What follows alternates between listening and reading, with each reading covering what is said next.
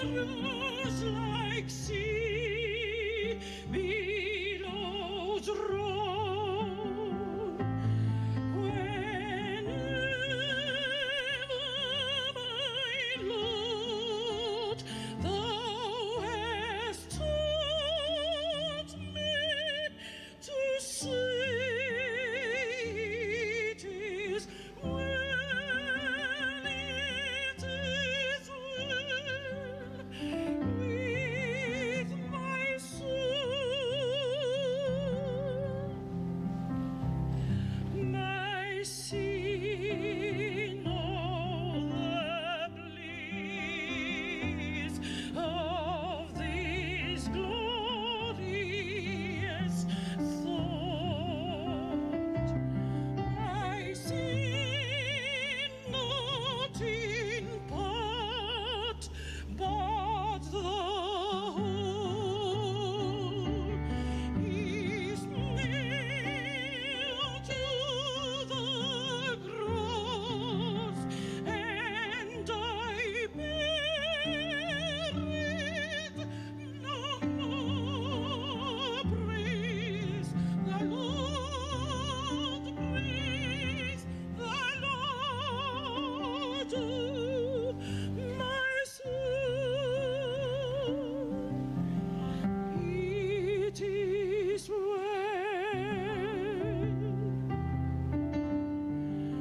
with my soul.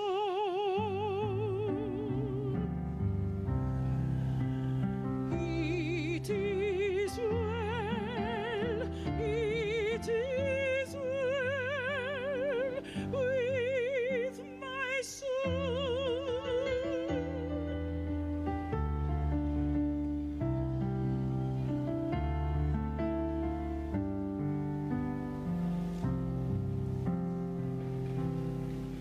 And Lord, taste the day when the faith shall be sight. The clouds be rolled back as a scroll. The trump shall resound, and the Lord shall descend. Even so, it is well with my soul.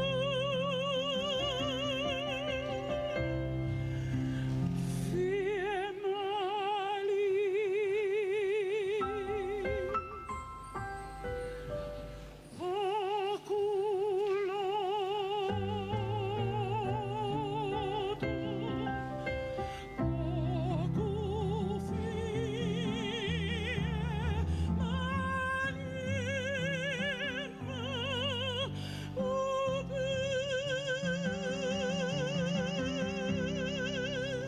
it is well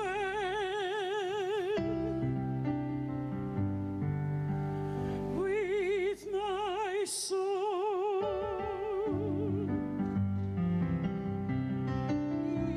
It is well, it is well with my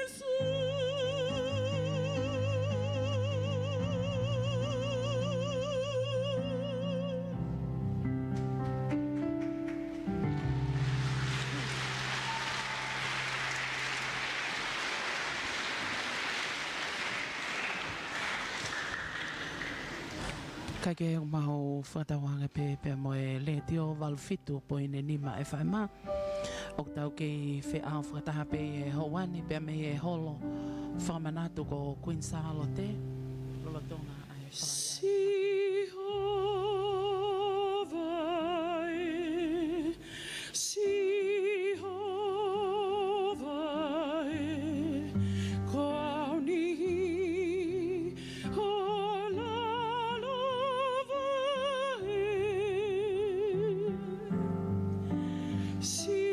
Jehovah.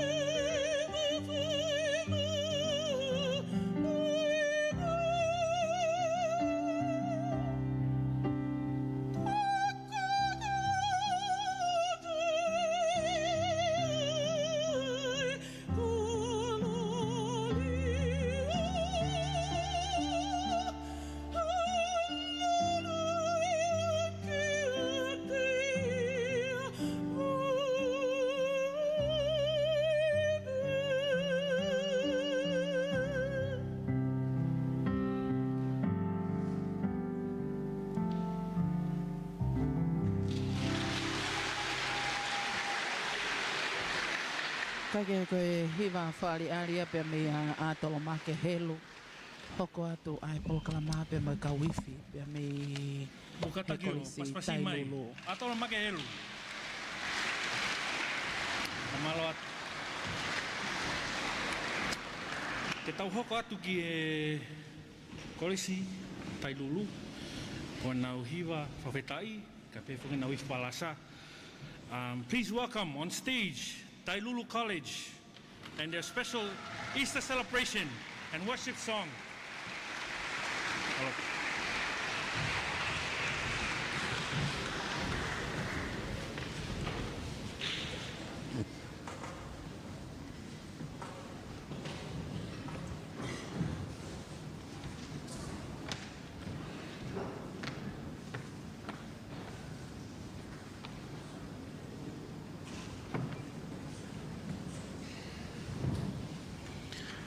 Kake lolotonga e tau talitali ki he iwi palasa ai kolisi lawenga maari e.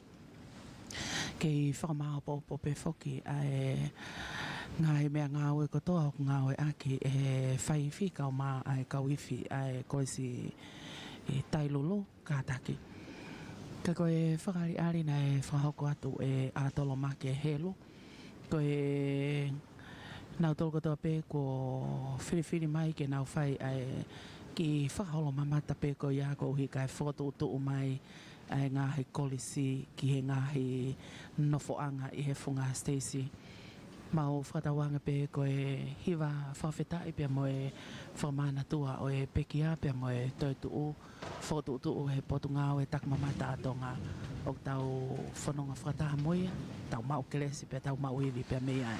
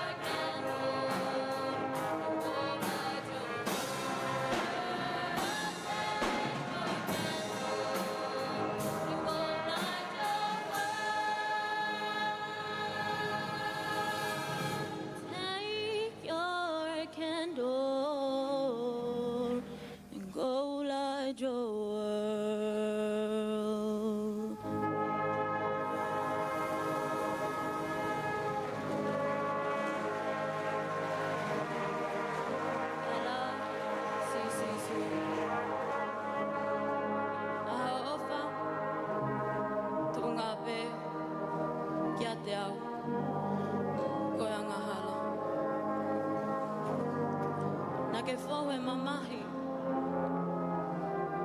Anuhia. Uipi. Kalam tala tala. Kualumai koe. Momanuki. Ka. Nagekiki taki pe. Oa ke kolosi. Ika ale vale. Tutuki ai koe. Kai hao. Ai hia. Koau.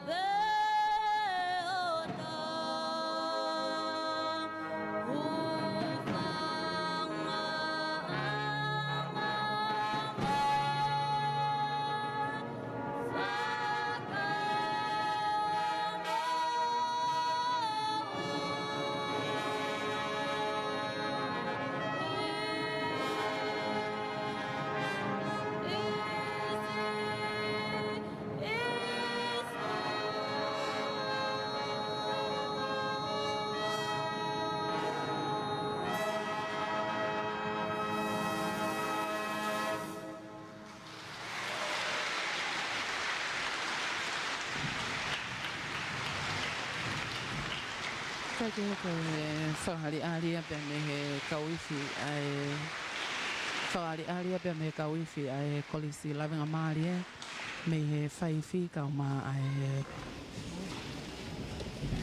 whamole mole ai kolisi tailulu ko whama whanau pita. Mo pasasi mai Koris ko Tailulu.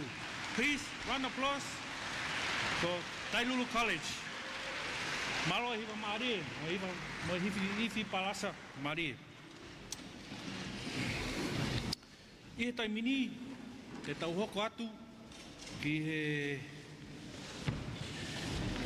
tau mumu tai I he tau pokama koni e poni.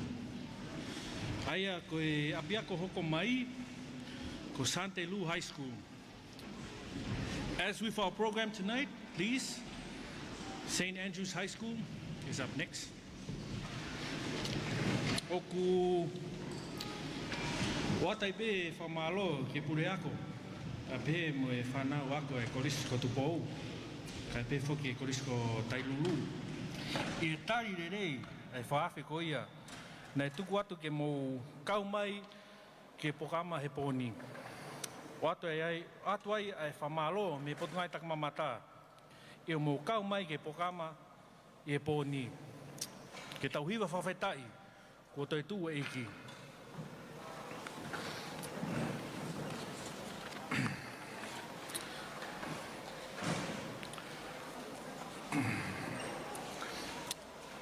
Hange pego e tau pokama. Ko e hiri ko ia ai whareari ko ia ai St. Andrews High School. Te tau hokat ki e whareari makehe mea Pensiman Lomu, hokwat ki he Koris Afo pa te tau whaosiaki a Lawenga Malie Christian College I e poni.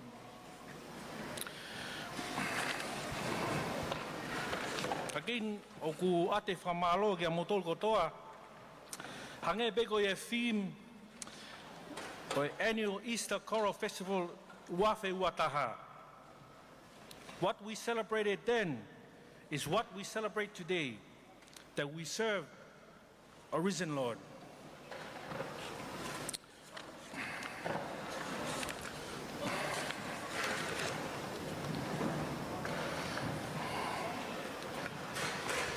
whakai ke whunga Stacey Malo, i he mo Hawani. pasipasi mai. Ko e Santelu. whanau pe pe me College. apea Malo, ko Peter. Santelu. Please, put your hands together. Santelu. St. Andrews College. Malo. Whanau ako pe pe me apea ko Santelu. Pea koe ko wakai atu. Ko e whanau ako ko e ni mahalo ape i he Form 1 ki he Form 4. O nau i heni ke whawhawhonga ai St. Andrew High School ki he Polokalama o e hiwa whawhetai. Pea mo e whamanatua o e pekia pea mo e tautu aho tau eiki. O hange koe ngahi tare niti lelei mo whawhawha. Ko whakolo aki he eiki ai kau mai o eiki kau mai kau nanga. Hange koe au tau mata ia i he poni. O mau kei whakatawange pe. Pea mo e tau le tio wal fitu po ini ni ma e whae mao kua o takilele ia ki a te kumautolo no katoa. Lolo tonga e tau talitari ki he whai hiwa e kolisi Santelu. Pea mo e hiwa whawhetai o e poni o hange koe whakatau kei o whai he MC. Kau ngā hallelujah pea mo kau ngā whawhetai ai loto ata mai te pua mo ui o tau lau maari. Kau hi koe hoko mo oni ai misi ai Karistiane ko toa pe i he tautu aho tau eiki ko siso klaisi. Whiwhi ai potunga au e tak mamata ato ngā ke whatu.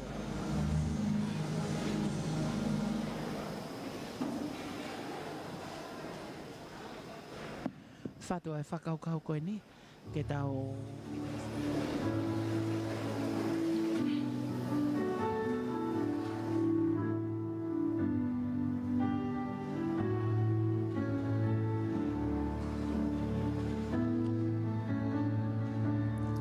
You are my strength when I am weak. You are the treasure that I see. You are my only in all. Seeking you as a precious jewel, Lord, to give up, I'd be a fool. You are my only in all. Jesus, Lamb of God, worthy is your name. Jesus, Lamb of God, worthy is your name. You are my strength when I am weak. You are the treasure that I see. You are my only in all. Seeking you as a precious jewel, Lord, to give up, I'd be a fool. You are my only in all. Jesus, Lamb of God, worthy is your name. Jesus, Lamb of God,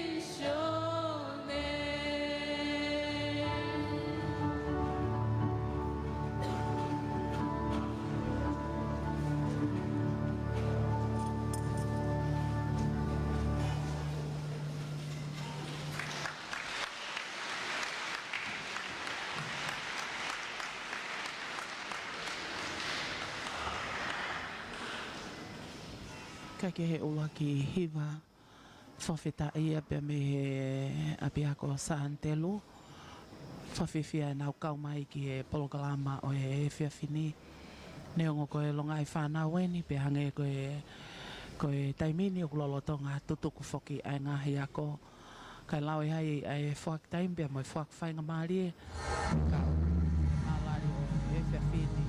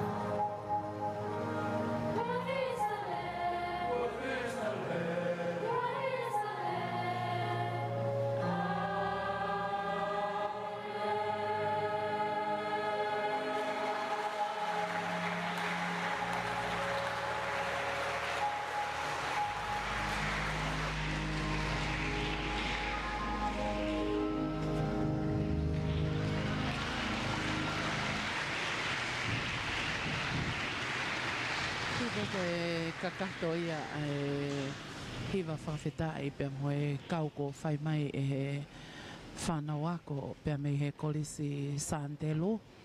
Lawa kakato e nao hiwa whawheta i. Malo. Katak, mo pasasi mai. Kolis Sandelu. Please round of applause for St. Andrews High School. Hange bego ia I he tau pokalama e pōni, te tau hoko atu, ke whawhi, whawhi mai a Pensimani Lomu, Pensimani Lomu ke sola ki a taha, na e kamata mai i ne hiwa koia i he Tupou Tertiary Institute, pa koe tō taha ko niu ofisa i he Potungawe Infrastructure koia ai Potungawe. Koia i mo kataki, paspasi mai Pensimani Lomu. Please, round of applause for Pensimani Lomu tonight.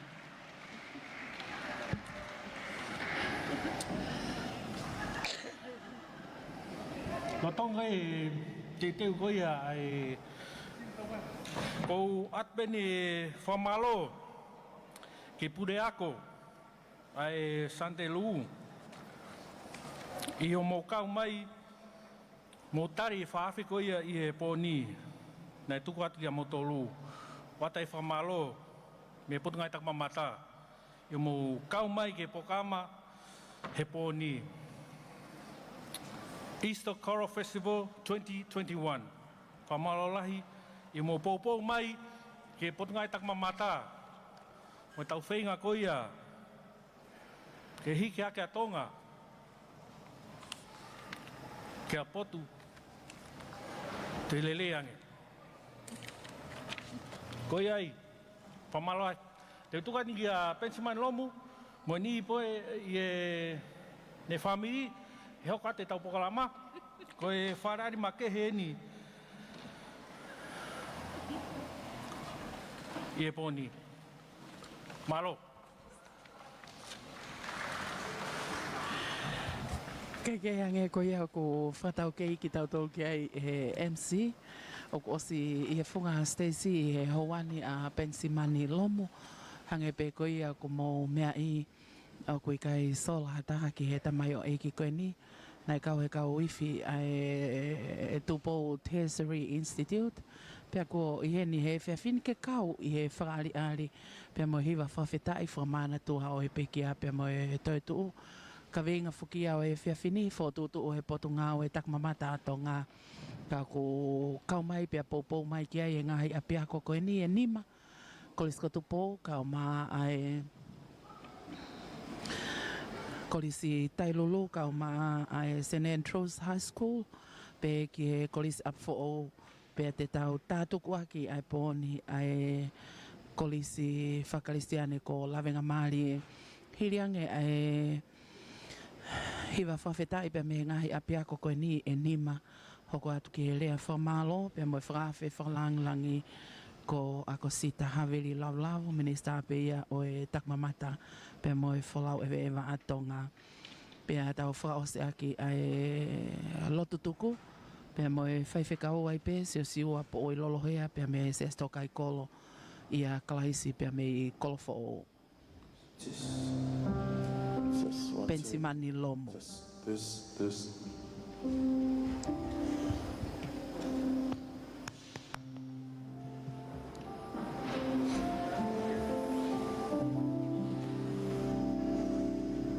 What's this? 1, 2.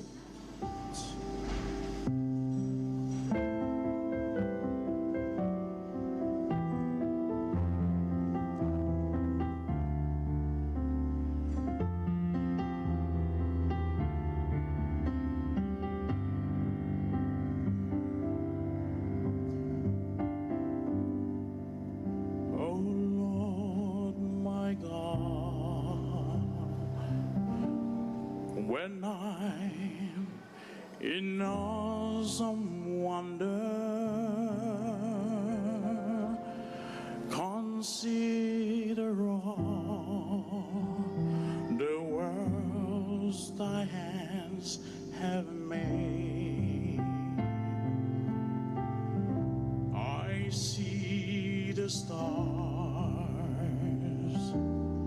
I hear the rolling thunder,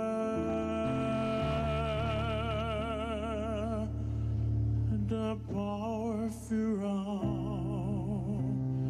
the universe display. Then sings my soul, my Savior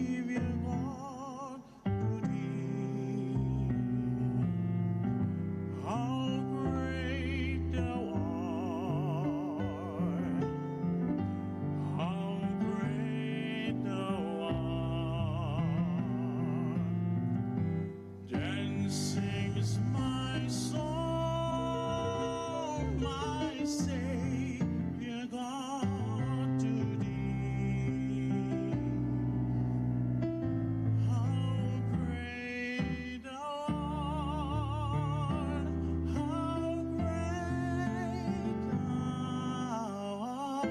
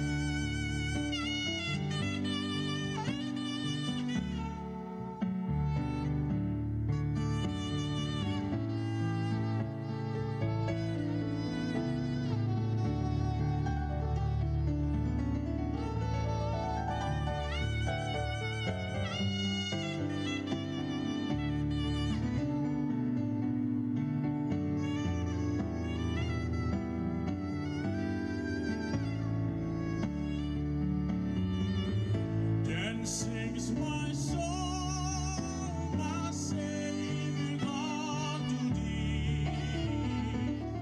How great thou art, how great thou art. Then sings my soul, my Savior God to thee. How great thou art, how great thou art. Then sings my soul, my Savior God to thee. How great thou art, how great thou art. Then sings my soul, my Savior God to thee. How great thou art, how great thou art.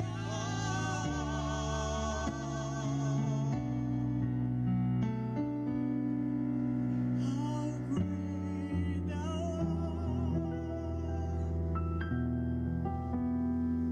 How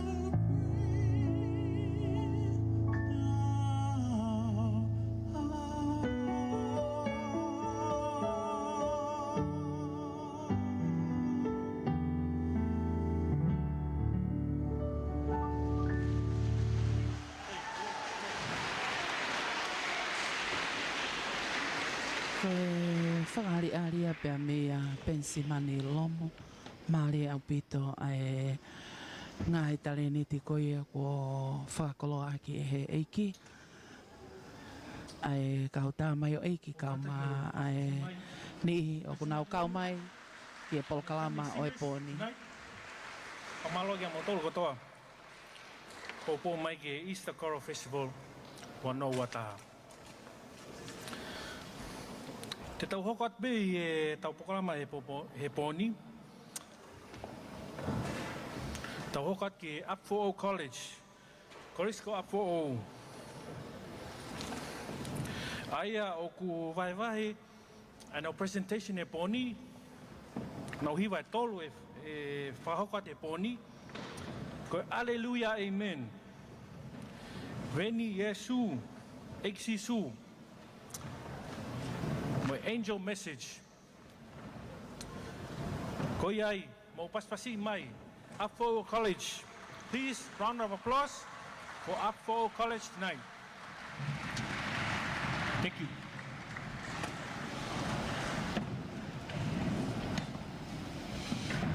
Keke koe hoko atu ia o e Polokalama pe me kolisi up for all nau i he funga Stacy i he Houani. Kau whakatape ki ai e whanau ako o e kau wifi. Whanau tangata kau mai whanau whewhine. Ta whawhetai whoki i e mautaimi ke nau kau mai ki he Polokalama hiwa whawhetai. Pea mo e whamana tua o e pekia, pea mo e toe tuu. Tau tui pe ko e Polokalama mātua ki mahu inga heni. Kau whakataha ki ai e potungau e koe ni ai puleanga tonga. Potungau e takmamata tonga. Pea whotu o e whakaukau popua e ngahi apiako koe ni e nima.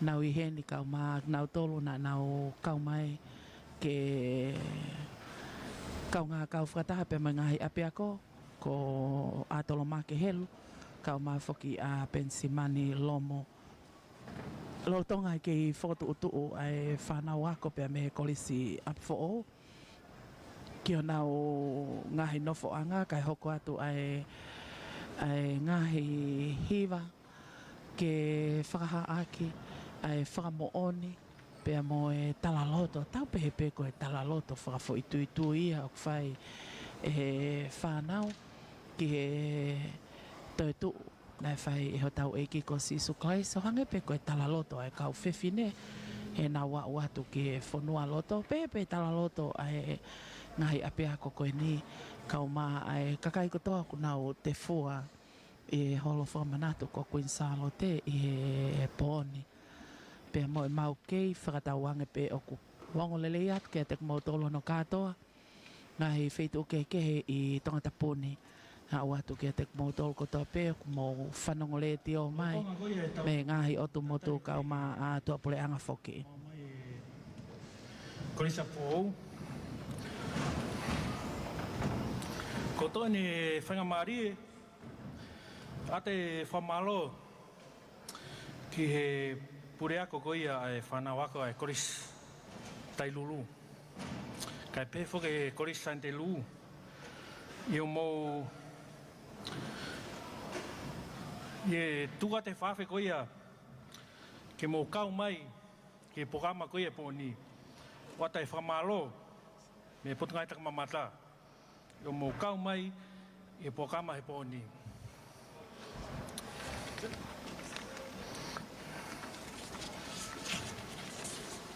he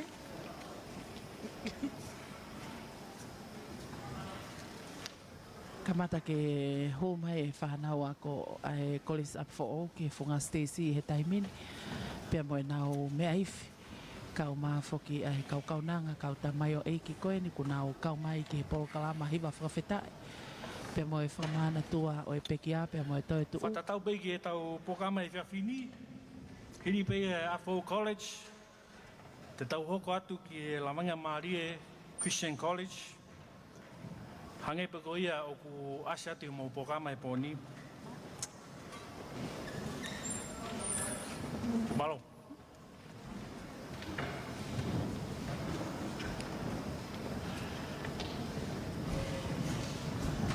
mau kau whakataha tu e pepe me holo whamanatu ko Queen Salote me mai tau le teo walfitu poini ni ma e whaema o atu hanga tonu ia i he le teo kau mai pes Facebook ai broadcasting whatau hanga pe o tau mau inas kotoa i he whakau kau mau inga o e poni ka koe hiwa whawhetai tui pe o kau mai e pe ma kau tau leke leka pe mei api kau maa foki ai ni i kotoa pe kui kai te mo lava mai i e Houani ki e holo whamanatu mo kau mai ai pe mo ko mo tolo hiwa whawhetai mai pe mei apina pohi ko e Polokalama mahu inga o e whiawhini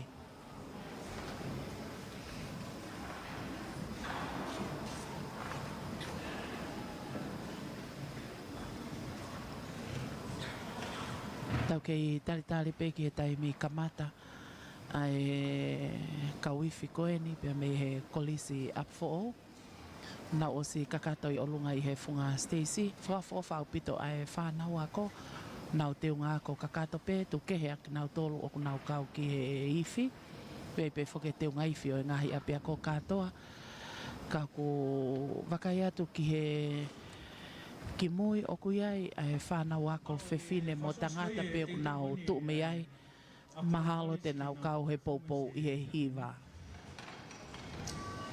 Au vai nau presentation e poni. Ai koe, Alleluia, Amen. Veni Jesu, Exisu, Tatolu, Angel Message. Malo, mau pas-pasi mai, Upfall College. Malo, bina.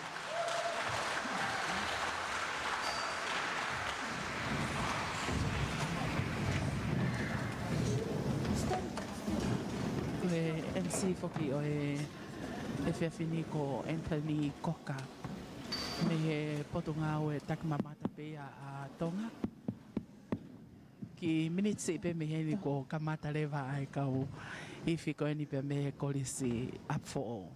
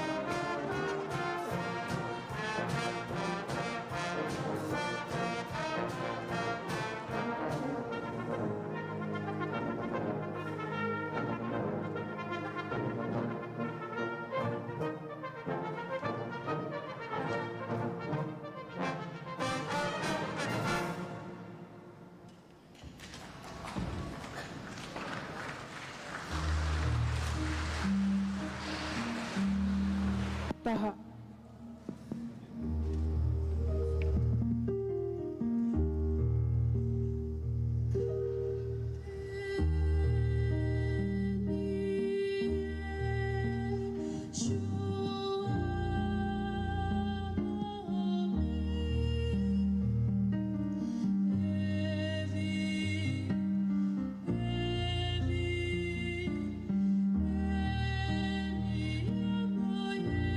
Yes.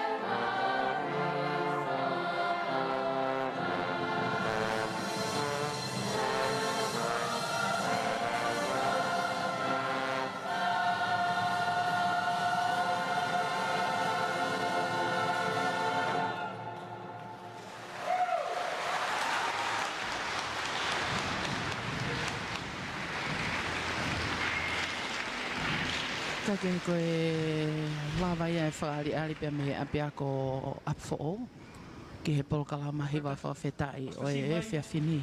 Apo college. College ko apo.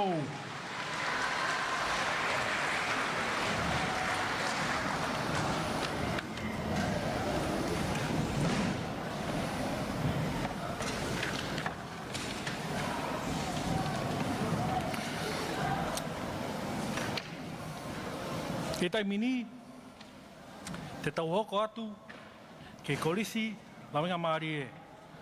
Wana hiwa whawhetai.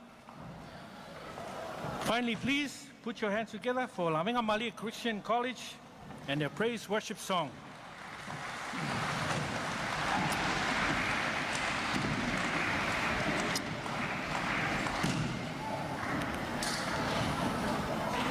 Aia waiwahia ki he te nau whahaka te hiwa. Aia koe tawanga a natula. Pea moe koe kolosi, koe pore pore anga. Please, give a hand. Please put your hands together. Lawenga Maari Christian College. Hello.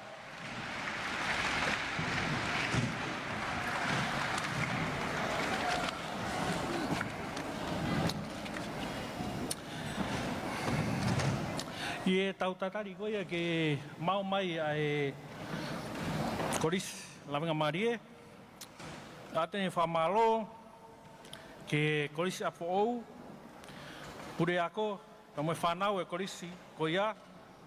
Tari lelei, ai whaafe koia, na e tuku atu ke mo kau mai ke pokalama koia e poni. Wata e whamalo, me potunga e takmamata. E mo kau mai e pokalama e poni.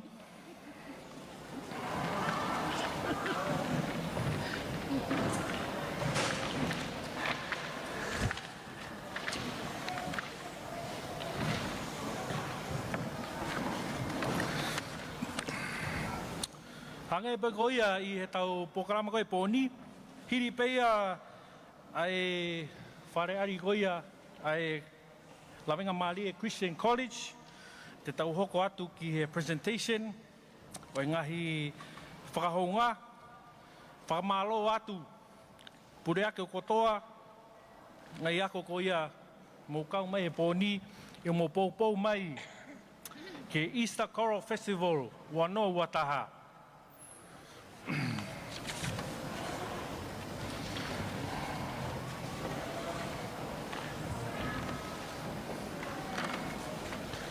Koe polokalama whakoe ni hoku tatakia e potunga o e takmamata atonga.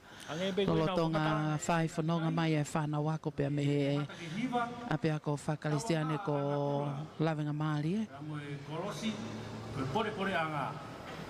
Kolisi, Lawenga Maari. Please give a hand. Mo paspasi mai. Lawenga Maari Christian College. Malo.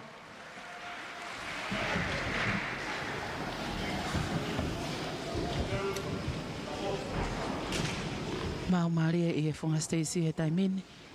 Ai kauhiwa koia pia me he apea ko whakaosi o kone o nau kau mai ke hiwa whawhetai pia moe whamana tua o e peki a pia moe toe tuu koe kolisi Lawenga Maari.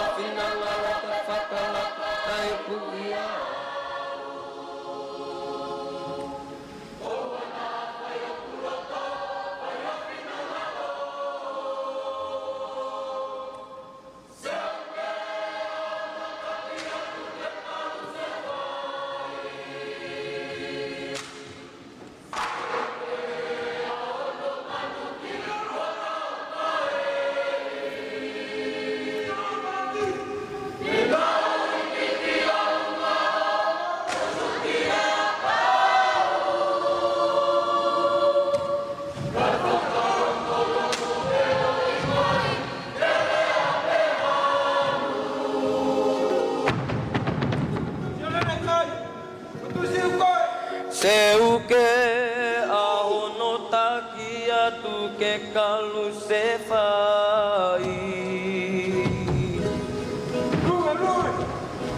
Seu ke ahono manuki motau kae.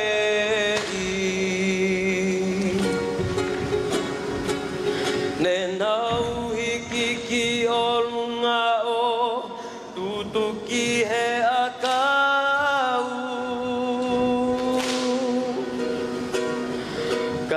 whakalongo pe o ikai kele a pe hanu. Kai whakalongo pe o ikai kele a pe hanu.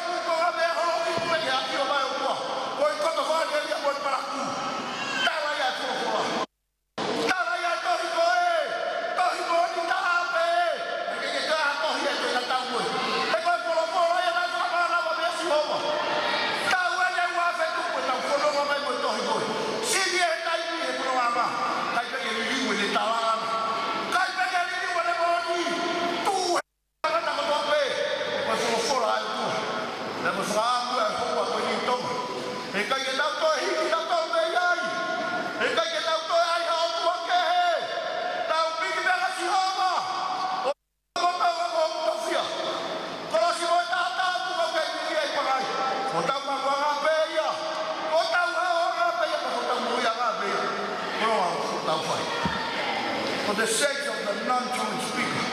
Please bear with me for just a moment or two.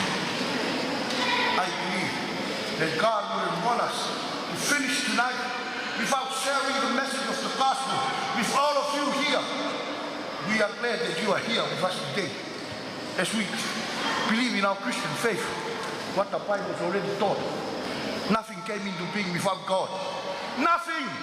From the beginning to the very end, God. There was nothing. In this world, there will be outside of God's will and His plan for mankind. That is the message of the season. That is the reason for the season.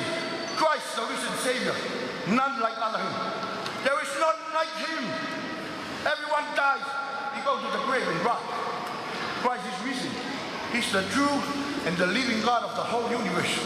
And this is His word. It's past thousands of years now. This word has been put to the test in every part of the world, every part of history. This book is the most hated book on the face of the earth. Why? The world doesn't like the truth.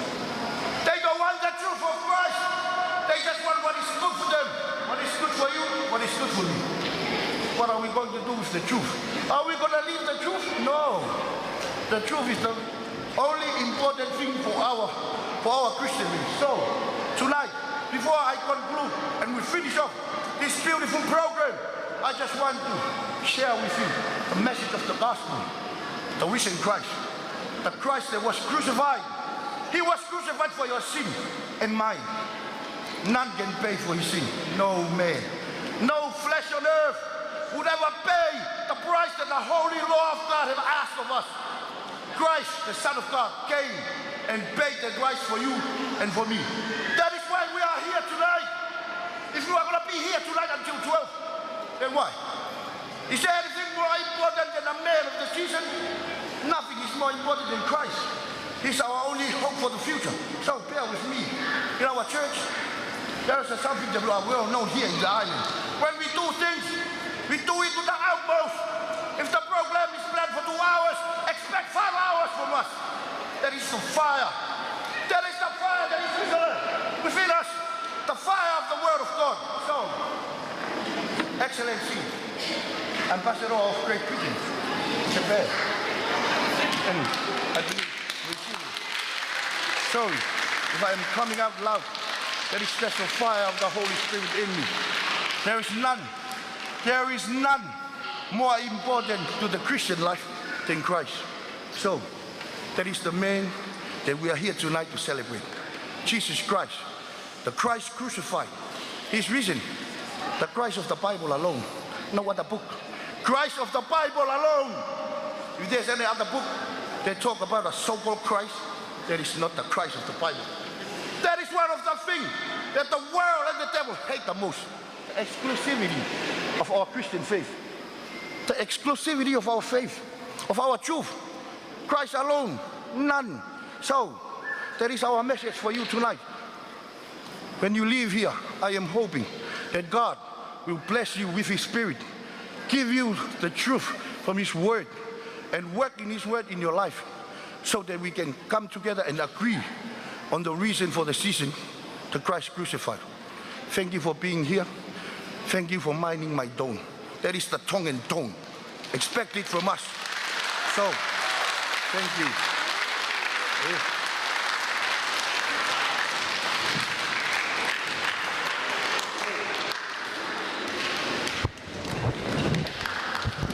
Aia koe kolisi pakarisiane lawenga mali e. Malo, mau katak, paspasi mai, lawenga mali Christian College.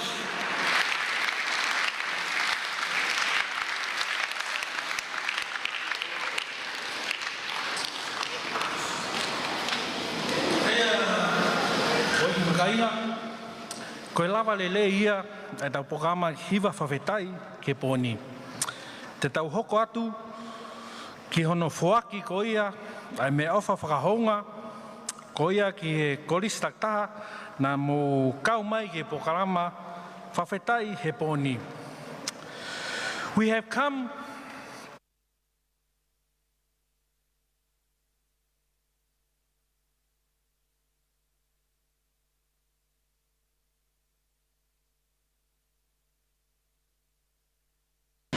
Malo, mau katak, pas-pasi mai, lawangan mai message tonight. Please, mau katak, kote pas-pasi mai, please, bring around a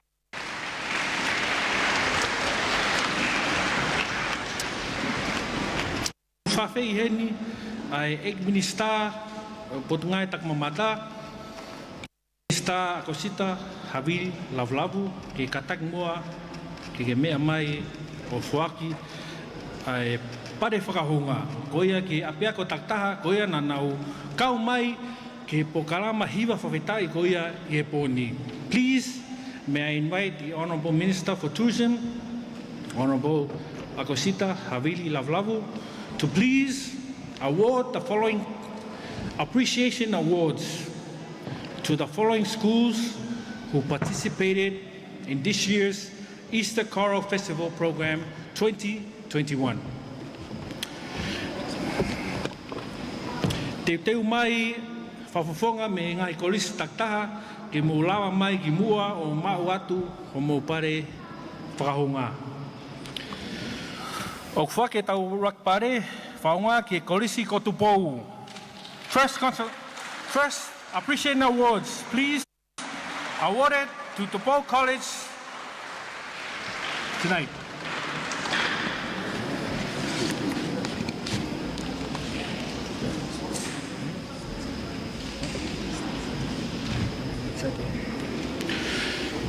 Malo, koe sila pe, whahonga pe o mo whamalo, mo tari mai, ai whaafe koia ke mo kau mai, ke Easter Choral Festival, mua taha e tauni. Tau hoko atu, next is awarded to Tupou College, whakahonga hoko atu whaki ki e kolisi Tailulu. Kataki a whai, malo.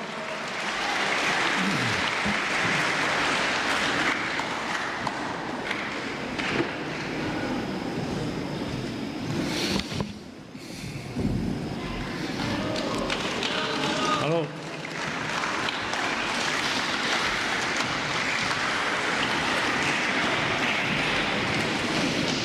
Koe whakahonga hoko, whakia ke kolisi Santelu. Next consolation is awarded to St. Andrews College.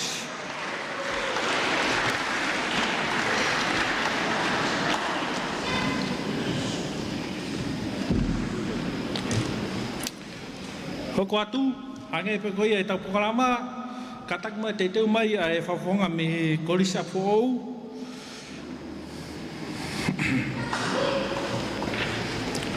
Koe pare whakaunga, hoko atu, whake ke kolisa pou. A pou college, e pas mai.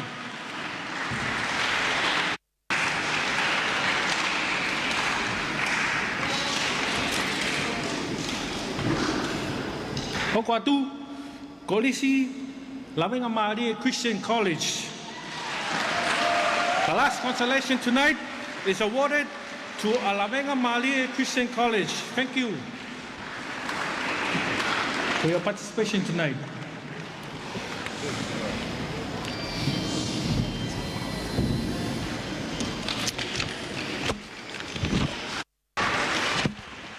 Yep. Katak hokape whakahunga, Reverend Siosiwa po i lolohea, koe whaiwhekau, ai sasto kai kolo, kolfou katak koe whakahunga, please, ke mea mai, ki mua, ke tare at pe, ki whakahunga koe ni. Maloa pito.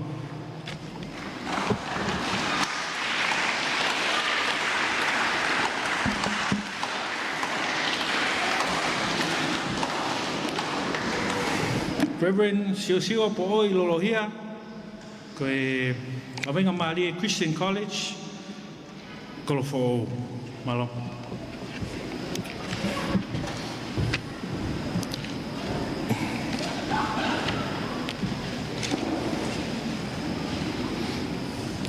Malo bit. Hokat pe ki e tau whakaunga, o whake ni ki ha atolo make helu, i he nau intermission koia nai whaako e nau whawhe, e nau performance whare ari makehi e pōni, katak mua La mai ki mua ke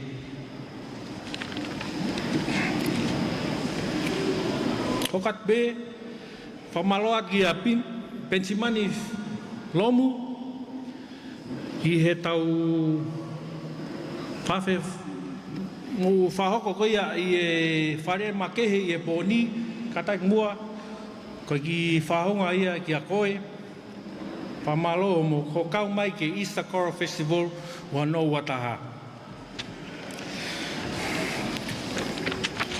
Koe ai mo katake o paspasi mai koe katoa e apia koe nima na mo tari rerei ai whawhei koia ke mo kau mai ke Easter Choral Festival wano wataha.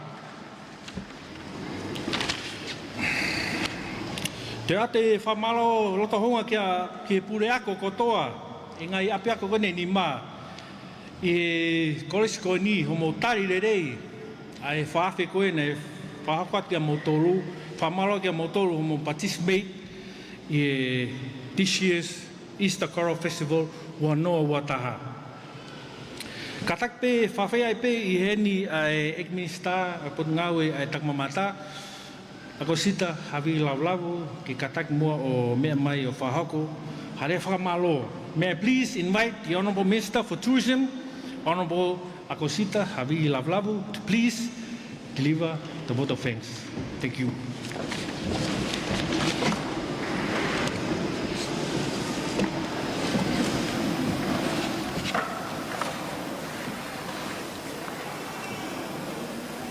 Tapu ki he otoa mawhmawhi tau lotolotonga. Whatapen ki he hau e whanua tama ko tupo wono. Whatapen ki tahine kuini o tonga, kuina naspau. Whatap ki he kau whakawhawhonga ngahi whanua muli ki tonga ni, o ngau mea hen i he whiaf koi ni. Whatap whaken ki he tangata ik whaiwhekau, pa muha lotu. Whatap heni ki he kau poate o e Tonga Tourism Authority, o ngau mea hen i he whiafini. Whatap whaken ki he CEO o e Potungawe ako, o mea heni, pa mpege tale kita me Potungawe ako. Pewok whatap hen ki he CEO o e Potungawe Takmamata, pa mwe kau taki ngawe i Potungawe Takmamata, mwe kotoa e kau ngawe. O kukore ke u hufanga pe he tala whatap kakato, ko kamata aki ai katoanga, whaka ofa o e whiawhini, ka ata ke whakakakato atu, haki i lea whakamalo i he whiafkoi ni. Whakawheta i ki eiki i he lava lelei, ke whakahoko ai hapolo kalama, whaka ofa mo whakalau maaria mo oni i he whiafkoi ni. O kou whakamalo heni ki he kau pule ako, pehe ki he tau whanau wako, na nau whakahoko ai ngahi performance i he whiawhini, o ku hange o ku toe whakaofo ange i he whiawhini, ai ngahi tale niti, whakaofo kua mo whakahoko o lava ke mamatai, ai kakai o nau mea hen i he whiawhini. Ko whakamalo hen ki he kau ngawe ai Potungawe Takmamata, i he whotutu ngawe ko toa pēna nau whakahoko, pehe ki he Popo ai Tonga Tourism Authority Board, pehe ki he Tonga Tourist Association, whakamalo at ko mō mea mai i he whiawhini. Pehe whakamalo hen ki ngahi mātua ko toa pē, o nau mea hen i he whiawhini, i hono Popo i e tau polo kalama whakawhetai i he whiawhini. Koe, to our dignitaries and guests, please allow me to say a few words in regards to this year's Easter Festival of 2021. But first, may I extend a special welcome to the Ambassador of Japan, Britain, and as well as New Zealand for availing your time to attend our celebration this evening. This has been part of the overall vision of the Ministry in the establishment and the creation of national events for Tonga to highlight important events during the year, such as the Easter holidays in April this year. The annual Easter Festival came about due to the desire to create events during Tonga's low season for tourism, in the hopes that it would develop into an annual event as part of Tonga's major national events. However, due to COVID-19 outbreak in March of 2020, the annual Easter program was cancelled last year. The theme of the festival, what we celebrate then, is what we continue to celebrate today, that we serve a risen Lord, which encompasses the true meaning of Easter and why we celebrate it each year. This year we are happy and would like to thank all the special items that was performed tonight by the high schools who we had invited, and we really do appreciate the time that they have taken to participate in this festival, namely Tupou College, Tailulu College, St. Andrews High School, Upfall College, and Lavenga Malie Christian College, and as well as the other two special items performed by Atolomake Helu and Pensimani Lomu. I would like to ask you to please give a round of applause to these beautiful performances that were carried out this evening. On behalf of the Tonga Tourism Authority Board, the Ministry of Tourism, and the Tonga Tourist Association, and as well as the Honourable Prime Minister and the Government of Tonga, we would like to thank you for taking time to attend this event this evening. Malo Aupito.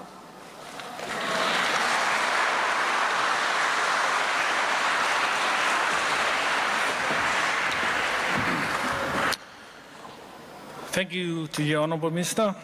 May I now please invite the Reverend Shoshiwa Po'oi Lolohea to please deliver the benediction for tonight's program. I tamini o kore heni ke tanda eki whaiwhekau Shoshiwa Po'oi Lolohea ke katak mua o whako e tau lotu tuku ke tau pokalama e poni. Malo.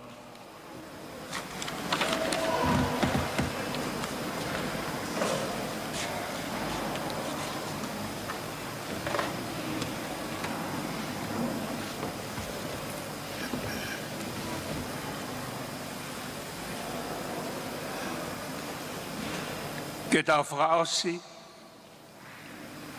ke tāpua ki mai ki mautolo e Sihova mo ne tau hia, ke whakaulo mai e Sihova hano whafonga aro wha mo ene mesi, ke hangai whafonga mai e Sihova mo ne atu ene merino, ke whakafonu mai ki mautolo e Sihova aki ene ngai tāpua ki whakalau maari e kotoa pē, ke marui mai ki mautolo e Sihova, mo ne tataki ho mo whanunga, ke whaipe o taingata.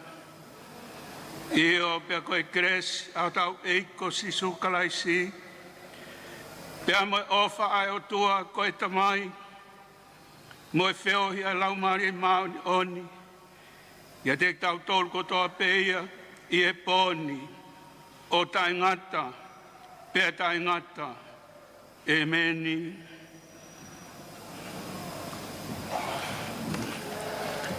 Whawhatai ki heiki, o kore, whai hatau toi pas whawhetai lahi ki heiki.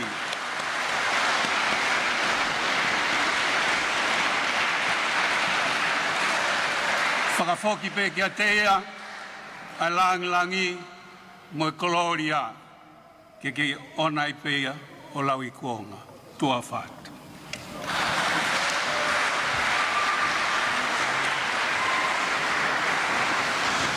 Koe lava kakatoia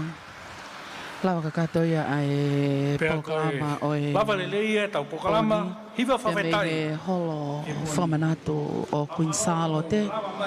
Pokalama nai whotu e he potunga o e takamamata a Tonga.